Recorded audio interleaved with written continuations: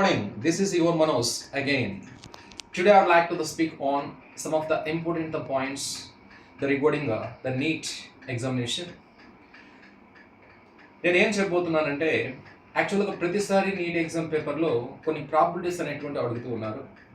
అంటే some of the problems అడుగుతూ ఉన్నారు. ఈ ప్రాబ్లమ్స్ని చాలా డిఫరెంట్గా చాలామంది ఫీల్ అవుతూ ఉంటారు.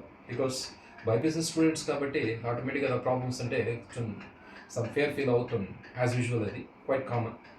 బట్ ఈ ప్రాబ్లమ్స్ అనేటువంటివి ఓవర్కమ్ చేయడానికి స్మాల్ టిప్స్ అనేటువంటివి ఉంటాయి.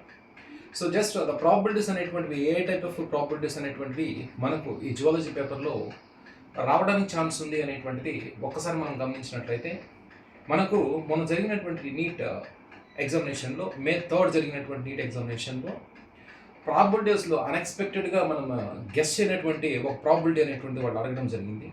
అంటే డబ్ల్యూబీసీసెల్స్ 8000 ఉన్నట్లయితే పర్సంటేజెస్ అడగడం జరిగింది. దాంట్లో లిపోసైట్స్ పర్సంటేజ్ ఎంత, లేదా ఇస్నోఫిల్స్ పర్సంటేజ్ ఎంత, ఈ విధంగా అడిగారు. So of course it's very the simple question and simple the mathematical problem. So even though, but we didn't guess that type of the question from that chapter. So whether they are going to be asked or not, so we have no clarity regarding. But whatever maybe they asked, okay. So but దాని base మీద మనం చూసినట్లయితే every year NEET examination పేపర్లో డెఫినెట్గా probabilities అనేటువంటివి ఉంటాయి. దాంట్లో భాగంగా జెనెటిక్స్ విషయాన్ని కానీ మనం వచ్చినట్లయితే, ఈ జెనెటిక్స్లో పెడిగ్రీ చార్ట్స్ అనేటువంటివి ఉంటాయండి. It's very very important, I just keep in mind. But May 3 జరిగినటువంటి నీట్ ఎగ్జామినేషన్లో ఆ పెడిగ్రీ చార్ట్స్ మీద ఈవెన్ సింగిల్ క్వశ్చన్ కూడా అడగలేదండి. బట్ రాబోయేటువంటి NEET examination June the 21st ఉన్నటువంటి రీట్ నీట్ ఎగ్జామినేషన్లో కూడా ఆ పెడిగ్రీ చార్ట్స్ నుంచి క్వశ్చన్ అడగరు అని మనం అనుకోవడానికి లేదు. డెఫినెట్గా అడగడానికి ఛాన్స్ ఉంటుంది కాబట్టి డెఫినెట్గా వాటిని మీరు ప్రాక్టీస్ చేయండి. 4 different kinds of the pedigree charts అనేటువంటివి ఉంటాయి. ఆటోజోమల్ డామినెంట్ అని, ఆటోజోమల్ రెసిసివ్ అని, X linked dominant and X linked recessive అని 4 different kinds of the pedigree charts ఉంటాయి. వాటికి రెస్పెక్టివ్ ఎగ్జాంపుల్స్తో ఇచ్చినటువంటి పెడిగ్రీ చార్ట్ని ఎలా మనం different kinds of the hints అనేటువంటివి ఉంటాయి. ఒక 10 to 12 హింట్స్ అనేటువంటివి ఉంటాయి. Based on those hints we can use to predict what kind of the pedigree chart they will be given. So within the examination point of view, it just the emphasize on that, don't give any kind of the negligency that towards such kind of the pedigree charts for it, my students.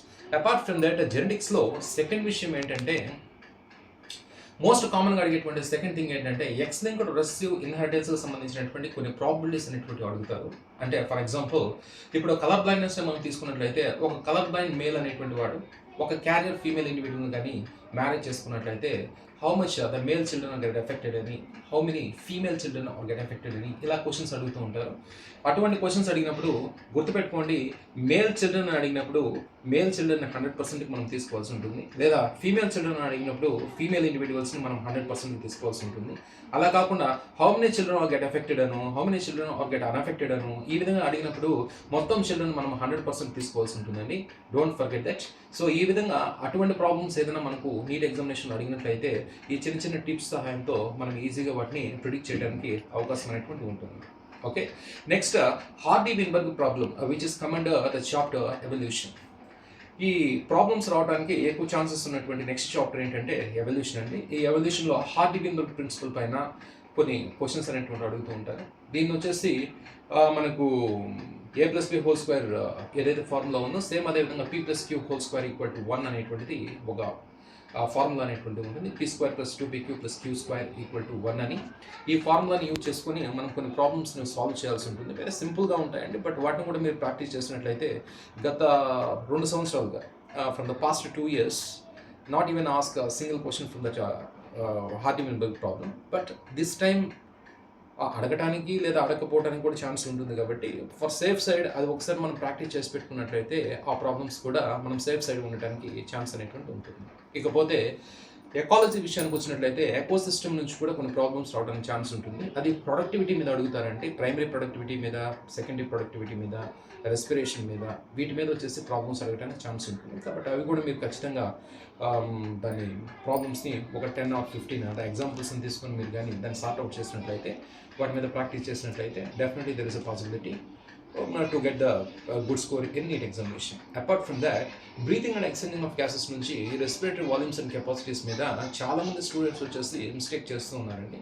దాన్ని పర్ఫెక్ట్గా plan చేసుకుని respiratory వాల్యూమ్స్ని కెపాసిటీస్ని మనం ఏ విధంగా problems ఏదైనా వచ్చినట్టయితే solve చేయాలి, వాటి formulas ఏంటి, వాటి వాల్యూస్ ఏంటి అనేటువంటి జాగ్రత్తగా గుర్తుపెట్టుకుని దాని కానీ ప్రాక్టీస్ చేసినట్లయితే డెఫినెట్గా వచ్చేసి there is a much possibility to get the good score in neat examination. Got it, all of you? This is the different kinds of the aspects regarding the problems what you will get in coming NEET examination. By keeping all these kind of the points within our mind, you just emphasize on all these kind of the aspects in order to get the most score in coming up NEET examination. The comments on the June 21st. I wish you all the best. This is about today. Yuva Manos signing off.